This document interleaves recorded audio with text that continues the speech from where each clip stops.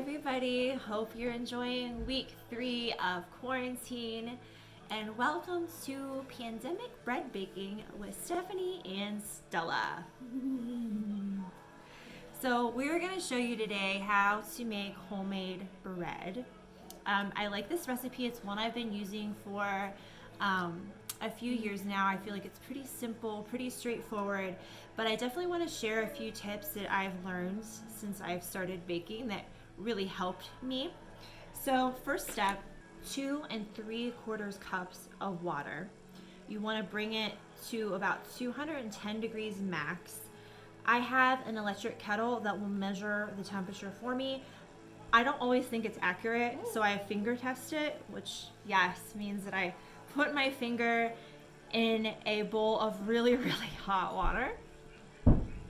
If it burns me, it's too hot. It should be warm, but it shouldn't burn you. I know. So get a thermometer. I had a thermometer. Someone lost it. Story of my life. Yeah, you're going to bring yourself though. All right. So we've done the finger test with the water. It is too hot. Clearly it's steaming. And the reason why we need to know how hot the water is because of the yeast. The yeast is what is going to make your bread rise. And if the water is too hot, it's going to kill your yeast, which means you're going to have flat bread. And not like the good kind of flat bread, just like a really doughy, gross flat bread that you don't want to eat. So as we're waiting for the water to cool down, I'm going to add sugar. You can use any kind of sugar that you want to. This is just a regular granulated cane sugar.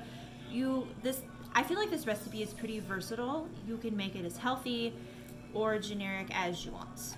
So again, I have just regular cane sugar here. I am going to add a 1/3 cup of sugar into my hot water. Yes, all of it. Thank you. And as you can see, I'm not using a bread maker. I don't even own a bread maker. It probably would be too complicated. Honestly, I prefer simple things. All you need is a bowl and a wooden spoon. So then you're gonna stir the sugar into the water until it dissolves. The other reason I add the sugar right now is because yeast feeds off of sugar. So we're adding the sugar, which is a different temperature than the water. It's gonna bring the temperature down just a little bit. We're dissolving it in there, which is gonna feed the yeast, which is gonna give us a nice baked bread.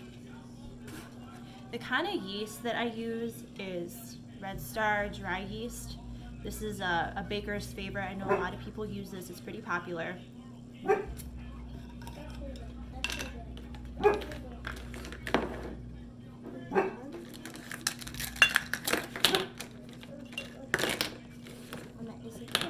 Yep, it is. All right, let's do the finger test again. Let's see how much our water has cooled down. It's still steaming. Whoa, that looks cool. Hurt my finger a little bit. I know, I'm so sophisticated in my baking. My husband thinks I'm a haphazard baker. Oh, speaking of which, she's calling me. Okay.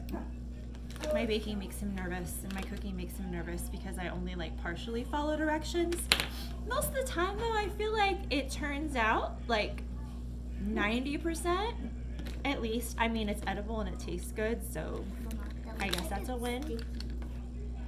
This is sticky if your finger is wet and you touch it. Okay, so I am going to do 2 1/4 teaspoons of yeast.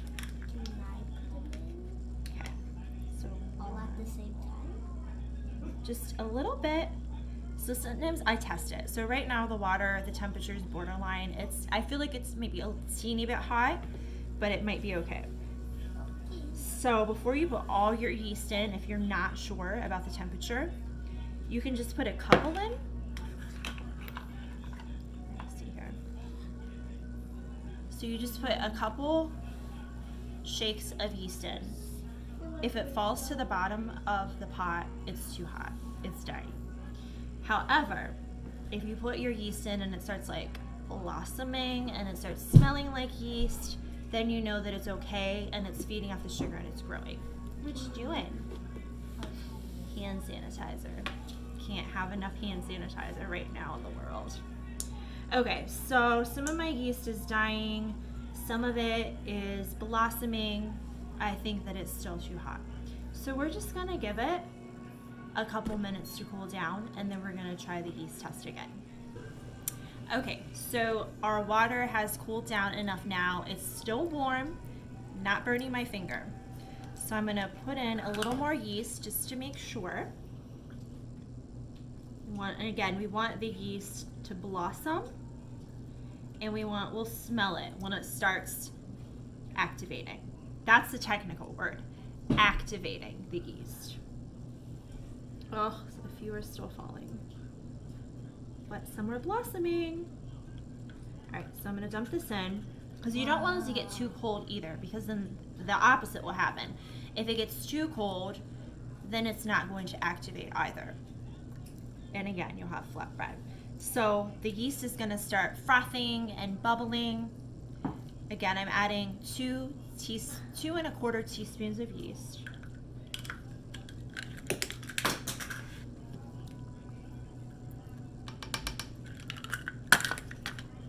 All right, take my wooden spoon. I'll stir. I'm gonna stir the yeast, blend it in.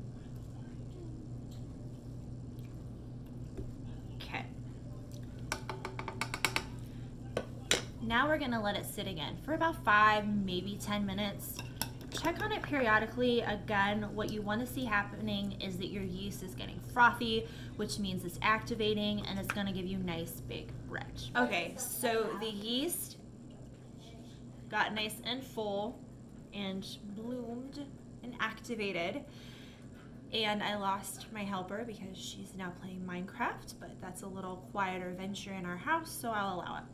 All right, so next what I wanna do is I'm gonna add oil. And again, like the sugar, you can use a variety of oil. However, I do not suggest coconut oil because of the way it solidifies.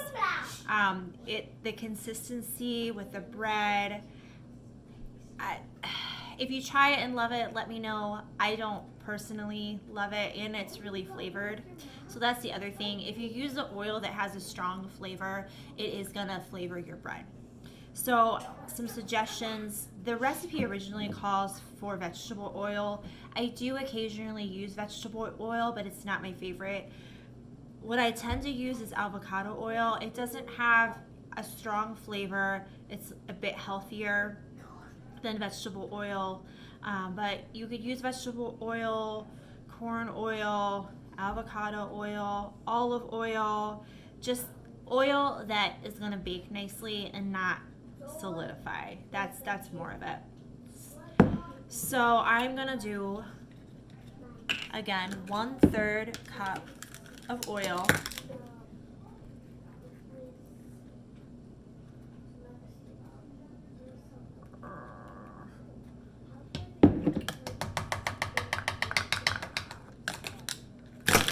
Stir this in to my mix.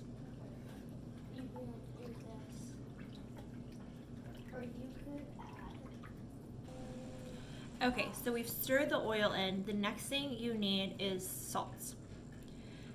I use pink Himalayan rock salt in this grinder for my bread.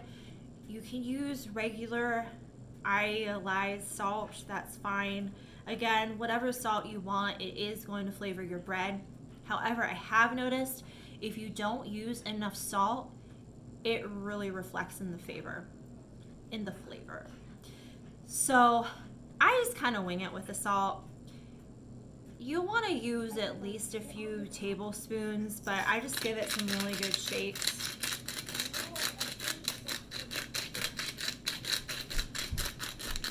Again, this is Himalayan pink sea salt. It adds really nice flavor. It's a lower sodium salt.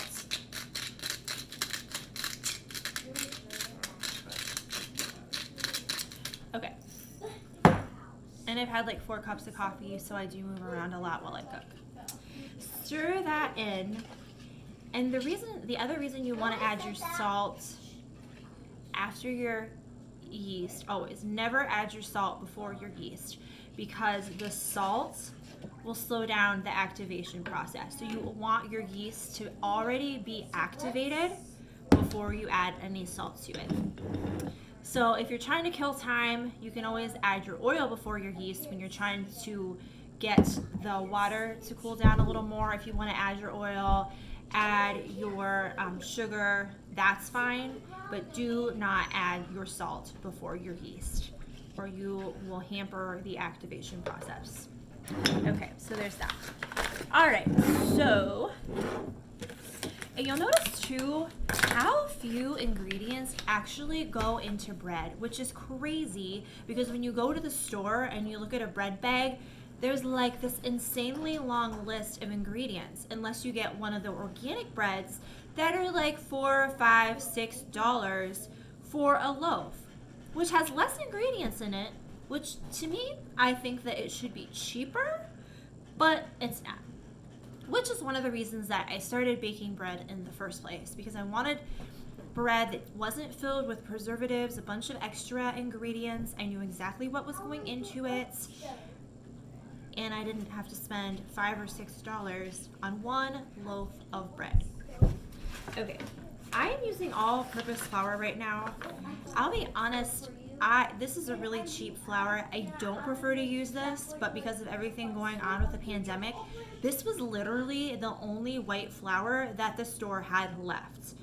I typically will buy King Arthur whole wheat white flour, or like just a high quality white flour. I don't worry about buying bread flour. I haven't noticed a difference, but I will buy a high quality white flour for my bread. However, again, since this is all that Aldi's had left, and when I went to BJ's, they literally just had whole wheat flour.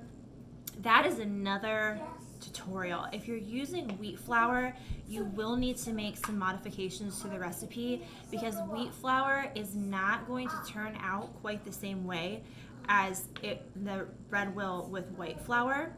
You just have to make a few minor adjustments, which I'm not going to do today, but just know that if you're switching out flours and you use wheat, you may not get the outcome that you're hoping for. So again, my cheap white all-purpose flour. And it's bleached. Okay, but anyways. Alright, so I'm just going to start adding this a couple cups at a time and stirring it in. I'm going to start with 2 cups. Again, so the recipe calls for about 6 cups, but I find that it just kind of varies depending on how I'm mixing it and how sloppy I am. Again, I'm not super litigious with my baking. I kind of loosely follow I follow the directions, but I'm not, my husband's over there laughing.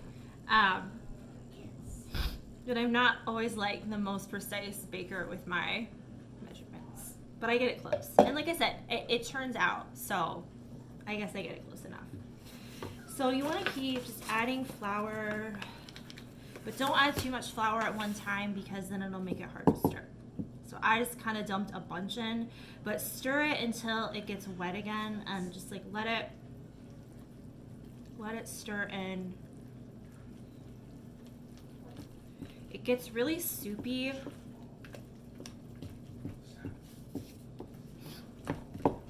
And then it starts to look like cookie batter. Still not enough, so I'm going to add some more.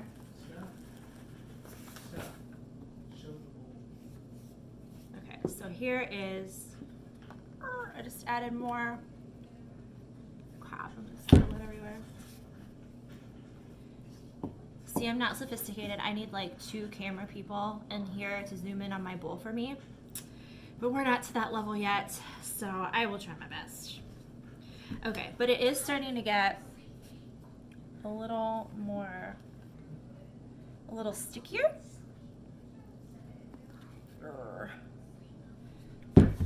want it, it's gonna start sticking to the sides of the bowl, which means that it's starting to come together, which is what you want.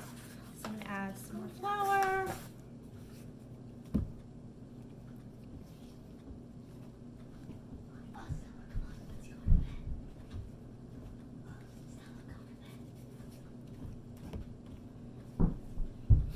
Okay, starting to stick to the, see as I stir, starting to stick to the sides a little more, or come off of the sides and come together. That's a good sign.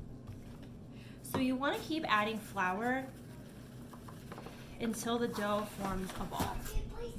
So, and I don't feel like you can add too much flour, because if you add more than you need, just dump it on the counter and then you're gonna start rolling your ball of dough anyways. So don't worry about it. Just don't add too much at one time. Like you can add, I would say 2, maybe 3 cups at a time before it starts to just be a pain to mix. Okay, so when it's starting to look, it's gonna look like pizza dough. If you've ever made pizza crust, which we can do a tutorial about at some point, it's gonna look like that. So what I'm gonna do next, flour all over me. Can't find my apron. Decided to take some time to purge my house. Sometimes you lose things when you start purging and packing. Okay, so I'm just gonna dump the dough. Let's see here.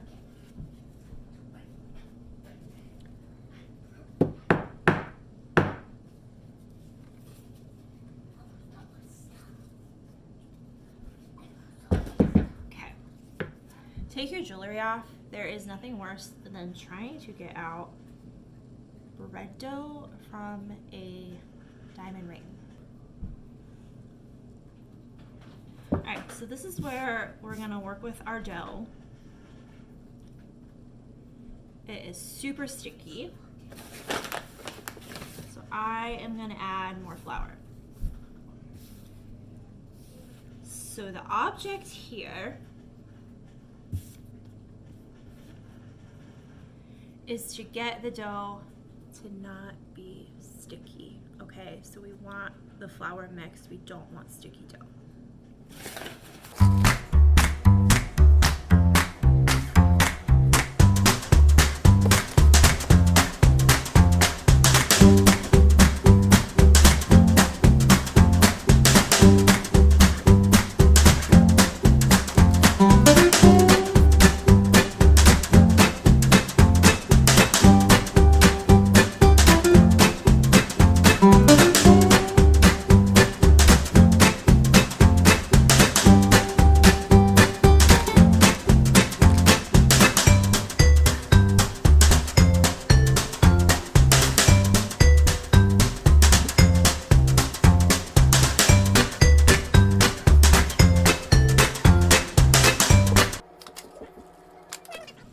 Okay, so I have kneaded my dough into a ball like so.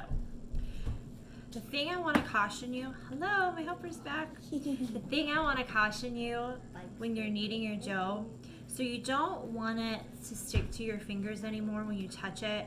However, it should still feel moist. You don't want it to be dry. So you should be able to touch it without it coming off onto your fingers, but it shouldn't be so dry that you're just getting flour everywhere. So after you get to that point, you're gonna roll it into a nice cohesive ball. You're gonna take another pan. I have oiled this pan with my avocado oil, but again, you can use whatever oil you choose. You're gonna take your ball and you are going to roll it around the pan to get a nice thin coat of oil on your dough. Then what you're gonna do is, this is our rising part. Sorry, I have dough all over my fingers. This is a very messy process. Just to warn you, you will get a variety of extra dishes in your sink, in addition to the ones I already have, as you can see behind me. Having 4 children at home full time, I have dishes everywhere.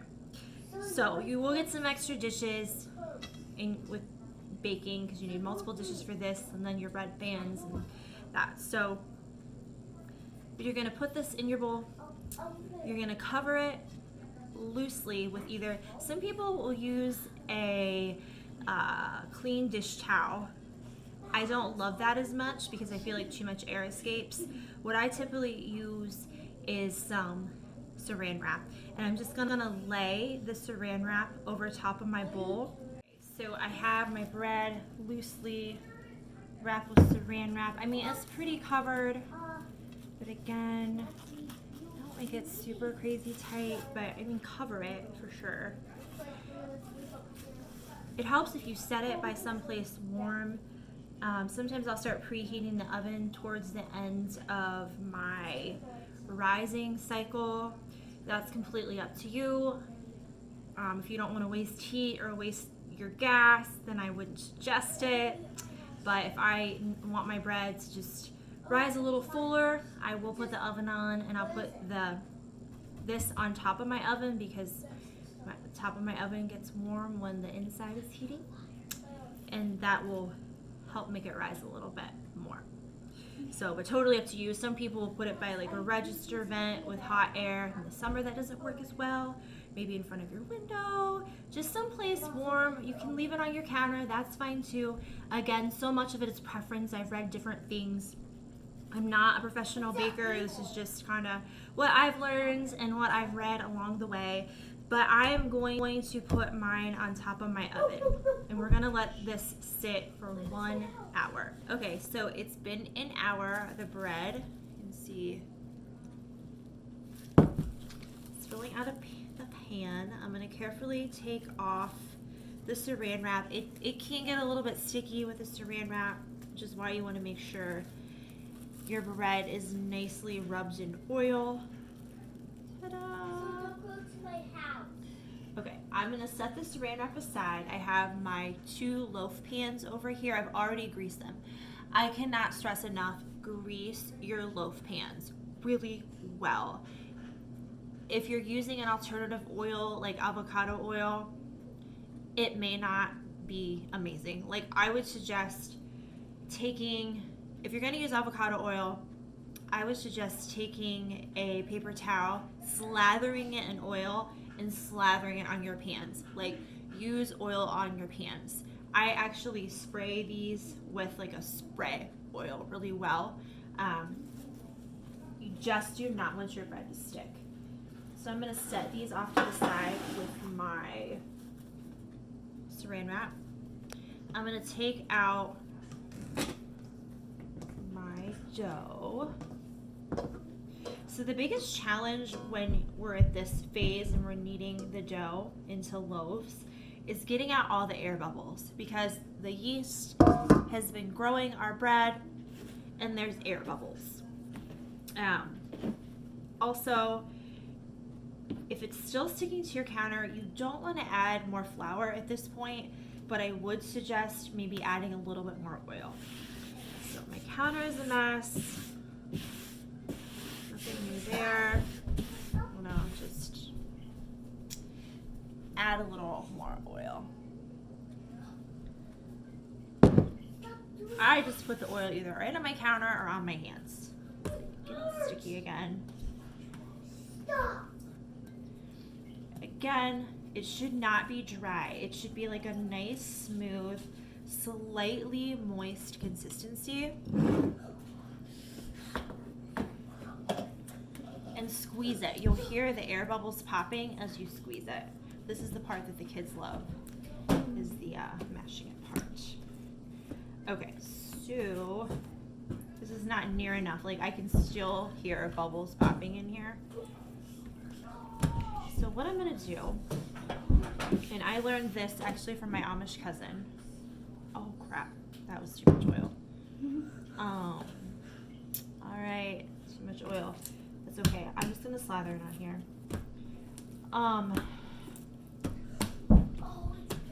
What she does to get out the air bubbles from her bread is use a rolling pin. So I am going to use a rolling pin. Old-fashioned, simple, wooden rolling pin. Nothing special. And I'm gonna roll out the dough like I would pizza dough, but again, obviously it's not pizza dough, very similar. But you wanna hear, like you'll hear the bubbles popping when you roll it out.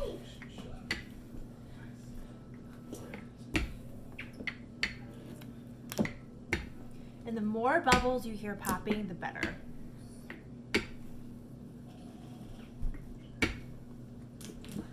Get all those air pockets out because you want to get a nice deep rise on your bread when you cook it.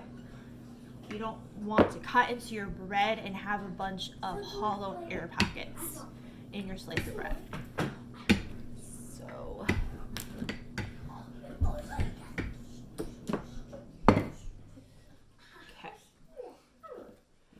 so after we've got it rolled out, I'm just gonna, how big it is. I'm just gonna put it back together. Can I help? Yeah, give me a second. Keep squeezing it as you put it back together. And I can still hear more air bubbles getting squeezed out of my bread. Okay. Now this recipe makes 2 loaves, so I am going to cut this in half.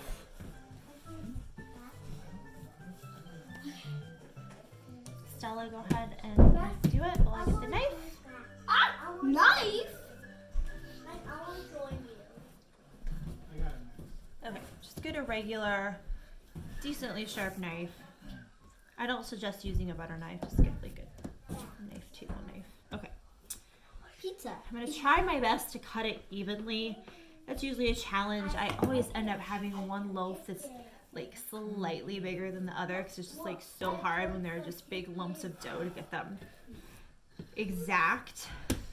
So now that we're getting the air bubbles out and we're kneading it, I'm going to start kneading it into loaves.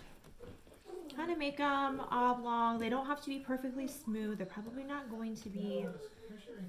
Just knead them into loaves. Tuck the ends in a little bit. Okay, good job, Stella. Squeeze this a little more.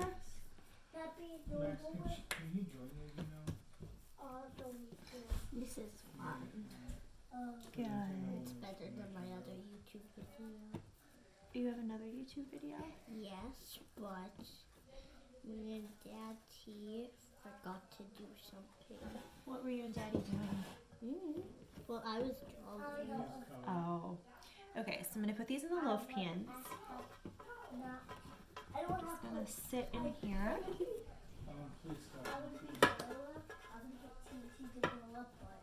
Okay, this is what it looks like in the loaf pan. Slow down a little bit. So we are going to let this rise a second time. Yes, this is a very lengthy process, but I promise you worth it. No, don't flatten it. Don't flatten it. No, no, no.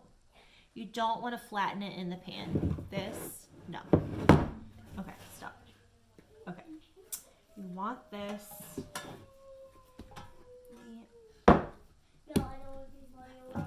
So again, kind of roll it over. Make this into a nice looking. Look. I'm gonna finish it. Okay. Nice looking loaf here. What's the bread gonna taste like? Amazing. I know that. So try to shape them the best you can. Again, like, I never get it perfect, but it tastes good. I'm gonna take the saran wrap. Okay, stop touching it. I'm going to cover it again. I just put them side by side and I cover them. I'm going to go ahead and preheat my oven. I know like 30 minutes is a long time to let your oven preheat, but like I said earlier, it also does help give them an extra boost if you put them near a warm surface. So I'm going to preheat my oven to 350, and I'm gonna let these rise again for 30 minutes. Okay, so it's been 30 minutes. I let my loaves rise. You can see they don't come over the top of the pan. They're still in the pan, but they've filled out the pan nicely. This one's a little bigger. Like I said, I have a hard time. I don't know if you have a secret trick to getting your loaves the same size. Let me know. I'd love to hear it, but mine never are. So these are ready to go in the oven. I have the oven preheated to 350 degrees. Now, I typically set the timer for 30 minutes. However, I try to really watch them because I don't want them to get burnt, but I still want to make sure they're done. So they may need to go in just a little bit longer than 30 minutes, but when I get to 25 minutes, I start watching them. I'm thinking probably not longer than 40 minutes max. You want them just to rise and get nice and golden, not burnt. So let's put these in the oven for 30 minutes. Okay, so I cooked my bread for about 35 minutes. It's nice and golden brown, as you can see. And again, I haven't figured out quite how to get the loaf looking perfect. Like, I don't know, sometimes I kind of get like this kind of crazy edge, actually usually like every time. But again, I mean, it probably has something to do with my haphazard baking skills. But regardless, it's bread. So what I'm gonna do now is I'm gonna take these out of the pans, and I have my cooling rack, and I'm gonna let these cool. So it comes out super nice and easy. Set that down, it's hot. Put this over here. Okay, take my other loaf. Yay. There we go. Flip that over.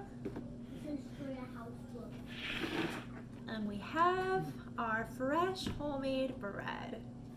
Now I do suggest shh. They love to make fun of me. So I do suggest let this cool down for 15 to 30 minutes because it is hot, and if you cut into it too soon, it just steams everywhere. The bread will continue to bake a little bit as it sits here and cools down. So that is important. So again, let it set about 15 to 30 minutes if you can wait that long. Sometimes I'll take a stick of butter and I'll rub butter over the top of the bread as well, and it gives it a really nice buttery crust, which is amazing. So, but thank you for watching my video. I hope you enjoyed it. If you have any questions, suggestions of things that you've done while baking your bread that have worked really well, I'd love to hear them and add them to my personal routine. Hope you have a great rest of your week and stay healthy and sane.